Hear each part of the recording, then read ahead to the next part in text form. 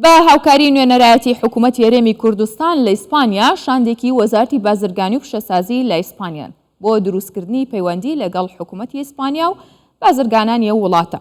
شاندەکە بۆ ماوەی 3 ڕۆژ چەندی دار و کۆبوونەوەیان لەگەڵ وەزارەتی بازرگانی ئیسپانی و بازرگانانی ئیسپانیا دەبێت و ئامانجەوەیە کە ئەزموونی ئیسپانیا بۆ هەرێمی کوردستان بگوازرێتەوە.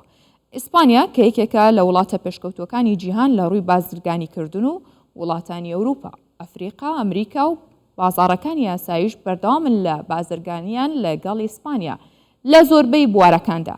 هەر ئەمە ژوای کردووە جێگەی سەرنجی بازرگانان و حکوومەتی هەرێمی کوردستان بێت. پێشتریش لە چەند بۆنەیەکی جیاوازدا نوێنەرایەتی حکوومەتی هەرێم چەند دیدار و چاوپێکەوتنی ئەنجام داوە. یەکێک لە ئامانجەکانی حکوومەتی هەرێمی کوردستان لە کابینەی نۆ کورسانێکی بەهێزە و کورسانێکی کراوەیە بە ڕووی جیهانە لە هەموو ڕوێکەوە.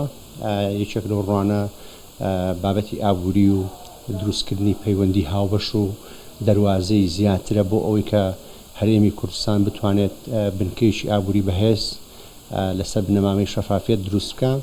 ئیسپانیاش بۆ پێی کە وڵاتێکی گرنگە و بە 13هەمین وڵات ئەژمێرێ لە ڕووی ئابووریەوە و توانای کڕینی دراوی ئیسپانیا با بڵێن توانای کڕینیان لە ئاسێکی زۆر بەرزایە و پیشەسازی لە ئیسپانیا ڕێژەی لە 23.8 پێک دێنێ لە ئابووری ئیسپانیا، بە هەمان شێوە کشت و کاڵ ڕێژەی لە 3.4 بەکاردێنێ کە پێک دێنێ.